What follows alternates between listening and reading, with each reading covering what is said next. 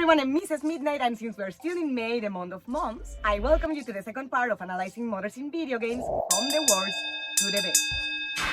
Ray apparently agrees with the idea. If you missed out on the first part where we were talking about the worst mothers in video games, I'll leave you the link on the description so you can go check it out. But now that we have talked about the dark side of maternity, it's time for you to subscribe to the channel if you haven't already, and to tell your mom to join you to watch the video, because we're going to talk about the maternal characters in video games that reminds us why, normally at least, the word mom is associated to love. Lisa Johnson from Sally Face. When I think of Larry's mother and Sal's stepmother, I see an intelligent, loving, and hardworking woman with not only a strong will, but also a heart of gold. No, don't say butt. No, butt's never good. Okay, however? Oh, see, no, that's a fancy butt. She is in the last position of the second part of the countdown because her stubbornness and lack of vision and empathy, even if it's unwillingly, sometimes make her be a little emotionally negligent with Larry, not only harming his feelings, but also his trust in her. Throughout the game, we can see that Lisa is a hardworking mother, and her job does not only give her an income, but also a home both for her and her son. And in her interactions with Sal, we can see that she is an optimistic woman that encourages not only her son, but also her friends and her neighbors to focus on what makes them happy instead of getting hooked to negativity. We can even see that she respects her son's personal space, likings, and lifestyle choices, and that aside of maybe shaming him a little bit, calling him by his nickname Larver in front of his friends here and there, they have an overall healthy relationship that comes from mutual love and mutual respect. However, when Larry tells Sal what happened to his father and the anecdote with the demon, we can also see that Lisa not only doesn't believe in the story of the demon, but also invalidates it and treats it like something without importance, discouraging Larry to turn to her if something else like that happens again. Not to mention that Lisa's decision to treat the Jim situation like a taboo topic or like a forbidden topic, even pushing him to get rid of Jim's things when Larry didn't want to do it, not only hurt Larry and pushed him to hide everything on the treehouse, including his feelings, but also made him feel alone in a grieving moment, not having anyone to talk to about his pain or about the guilt he felt because he associated all this with the curse of the red-eyed demon. So Lisa Johnson stays in level 3 neutral because although we can see a lot of love towards her son and in many senses she did the best she could, the abandonment wounds that both her and Jim created on Larry turned him into an easy target for the cult to push him into suicide. Your mom in Pokemon games. Oh my god, you want to talk about mothers! Oh. Although Pokemon as a franchise is almost 30 years old and in consequence has 9 versions for consoles, mobile games, and a lot of diversity between every version, the characters of the moms have a lot of similarities, and that's why I decided to analyze them as a whole, rescuing these common grounds. As you know, in the universe of Pokemon, it's very normal for children to, at a very early age, go on adventures and perfect their skills and independence, as they need to evolve alongside with their team so that their trainer level is proportional to the strength of their Pokemon. Well, unless you wanna be like Ash, that his Charizard doesn't wanna obey him. And something very respectable about the mom in every version is that her trusting her son or daughter to have the skills to be okay outside on their own not only gives them the freedom to go on their adventure, but also encourages in them bravery and the interest to learn, and in consequence, their strengthening and evolution. Not to mention that, although respecting her kids' independence, she is still supportive by offering help to manage their money if they want,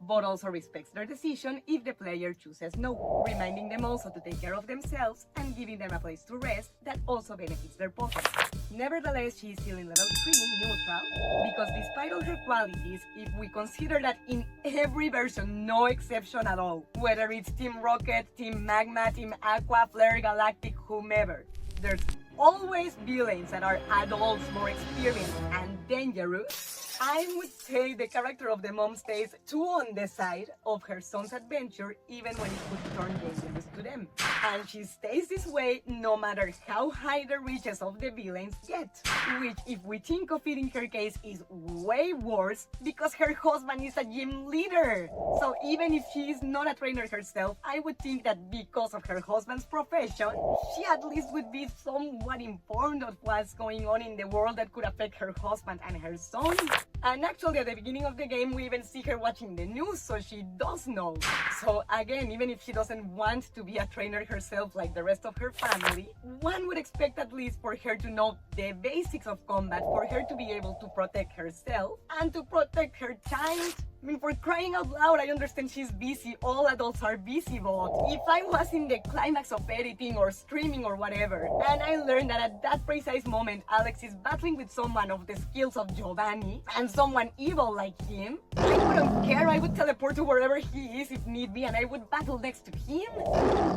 Alright, I even got angry, but as the last thing against her, also the mom of the player is not cruel or violent to Pokemon like the villains. We do see her receiving help from the Pokemon, like the Machokes that help her move into her house and what have you, and not really bonding or connecting with Pokemon in a deep or real level. And yes, I understand that not everybody likes animals or plants, and that's okay, you're not forced to, but since her son is training or preparing to become a trainer, I don't think it's very good either for him to see her receiving help from Pokemon without having any kind of bond with them, because this, taken to the extreme, encourages mentalities like Giovanni's and Team Rocket's and other billions of the versions that believe it is okay to exploit Pokemon and to benefit from them without any consideration to their needs. So since being a good mother also includes being a good example, not that she was the worst or anything, but she was not entirely good either, the mother in Pokemon version stays in level 3 neutral in the maternometer, and I hope she at least gave a couple berries to the Machokes that help her move in, or at least thank them.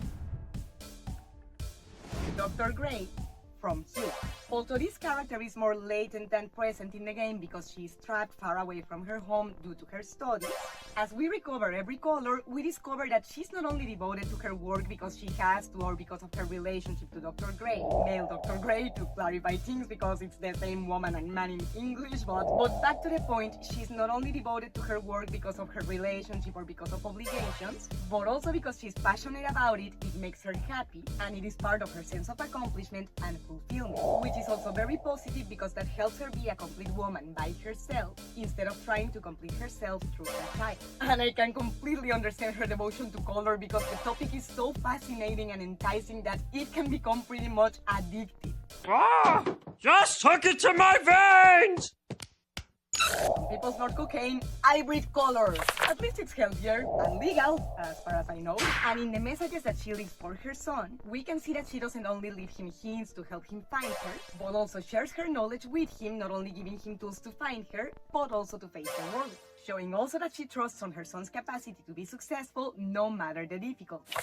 Nevertheless, Dr. Gray, whose name could even be a reflection of her emotional state, before finding out about the color spectrum and her passion for it, remains in between level 3 neutral and level 4 good mother, because although she was not a completely absent mother from her son's life, and we can see this because it's strange for Hugh for her mom to not be around, she does not always balance between dedication to work and to her family, and this joined to the fact that color theory can be addictive, makes her not know when to stop, and almost provoke her to leave her son not orphan per se, but practically being trapped in another dimension or in another world, leaving a less than 10-year-old boy alone. Of course, she does redeem herself because in her letters she not only admits her mistakes, but she apologizes for them and even tries to make amends. However, we cannot stop recognizing that her conflict with Dr. Gray, that eventually led to him destroying the color spectrum, left her trapped in another dimension that she couldn't go away from by herself, forcing her to put a huge burden on the shoulders of her child that was only a boy, and that had to risk his life multiple times by dodging falling rocks, among other things, to be able to rescue her.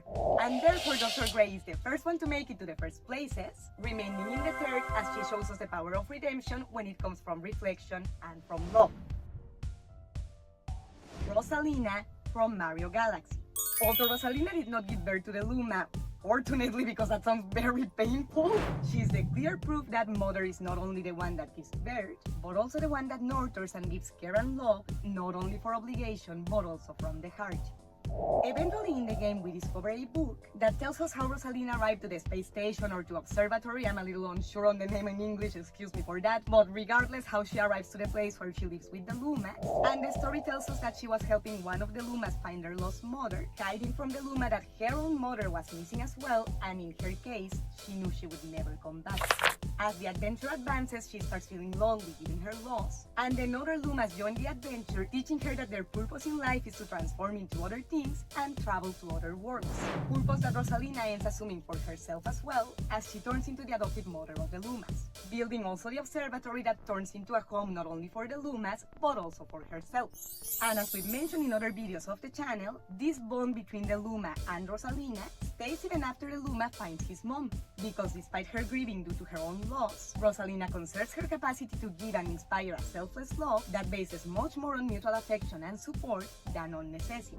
That although at first is a little unbalanced because it begins from self-sacrifice from Rosalina that ties her situation to the Luma, it eventually evolves into a much more balanced bond where they all coexist, mutually supporting each other and taking care of each other's needs. Not to mention that the relationship of the Lumas to Rosalina helps them fulfill their life purpose and encourages in them positive feelings and values like optimism, hope, and solidarity, encouraging them also to help Mario and his friends in Mario Galaxy and Mario Galaxy 2. So Rosalina gets the silver medal of this countdown, staying in between the level 4 Good Mother and level 5 Model Mother. Diane Fisher of Sally Face. We've arrived to the first place of the countdown, and it definitely could not be taken by anybody else than Sal's mother in Sally Face. Of course, Diane is mainly known for her epic sacrifice when she gets in the middle of the shotgun of Kenneth Phelps and her son. However, even before this act, we can see that Diane was a loving mother and a very important support for Sal. We can see this, for example, in the flashback where Sal is nervous for the new school and being scared of not making friends, and his mother gives him not only emotional contention, but also reassuring words, showing not only empathy for her son, but also that she knows and trusts in his virtues that would make him a great friend for his classmates. Wow, what a nice fella. Not to mention that we can also see her caring for the safety of her son when in the picnic day he wants to go chase after the dog and she tells him to not wander so far and to wait for her, which shows that she is a responsible mother that knows when a boundary is necessary for the safety of her kids. Not to mention that the fact that she tells Sal to wait for his dad as well does not only show that her family is functional, but also that it's full of love not only from the parents to the kid, but also between the parents as a couple, which is actually a very good example for Sal that from a very early age can see an example of a healthy relationship with mutual love and respect. And also shows that Sal's birth, far from being an abomination as the gods prophesized, was actually a product of his parents' love. The only negative thing that could be said about Diane in the little time we get to know her in the game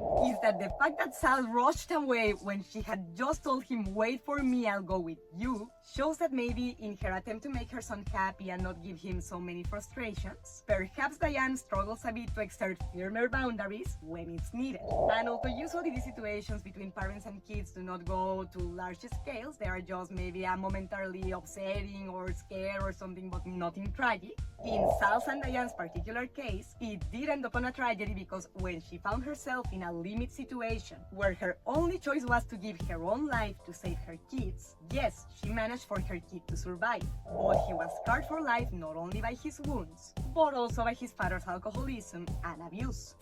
Nevertheless, since the majority of this was out of her control, and overall she predominates a lot in the positive side, Diane Fisher remains in the 5th level of the Maternometer, meaning ideal or model mother, and takes the golden medal in this countdown because among the mothers in video games, Diane Fisher is the most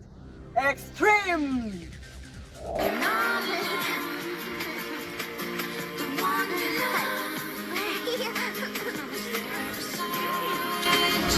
If you like this Mother Days special, don't forget to leave me a thumbs up, subscribe to the channel, and click on the bell so YouTube lets you know when I upload the next video.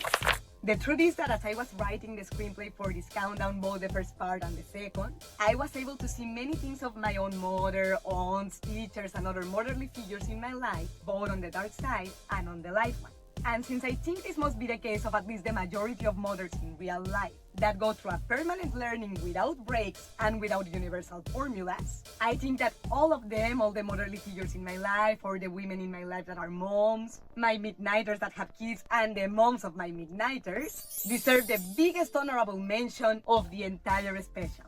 Mrs. Midnight loves you and hopes to see you next time. But since I am the adopted mother of some of you, and because of me you've spent at least 20 minutes with your nose stuck on the phone, I guess I will just have to say, go to your rooms, time to do your homework. Dad, do we have to? Well, okay, it's weekend and it's holidays, but I still have to punish you for being on the phone, so I don't know, you have to play one of the video games off the top from top to bottom now!